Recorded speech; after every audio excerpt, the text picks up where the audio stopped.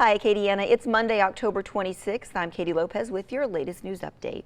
Governor John Bel Edwards is urging people in Louisiana to prepare for a possible hurricane strike this week. The governor says that his office is monitoring forecasts as in contact with the National Weather Service and parish emergency managers.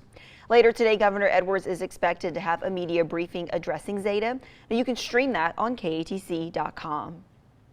Happening today, FEMA will open mobile registration intake centers in Acadia Parish. Those centers will be located at the Branch Volunteer Fire Department, the Evangeline Knights of Columbus Hall, and Love of Christ Church in Crowley.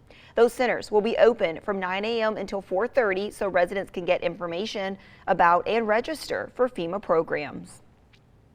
Right now, damage from Hurricanes Laura and Delta is prompting the state to extend the deadline for fisheries workers and businesses to apply for help under the pandemic program. The Department of Wildlife and Fisheries says the original deadline of today will now last through November 23rd.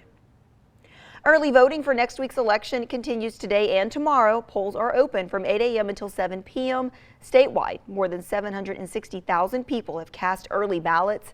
In Acadiana alone, nearly 140,000 voters took part in the early voting process.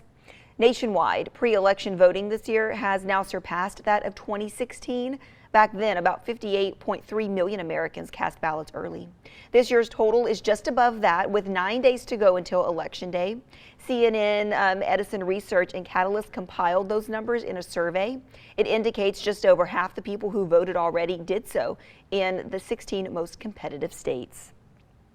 In addition to the presidential race, races for the U.S. House and Senate are also on the ballot. You'll also be voting on local judicial races, state constitutional amendments, a sports betting proposition, and local tax items.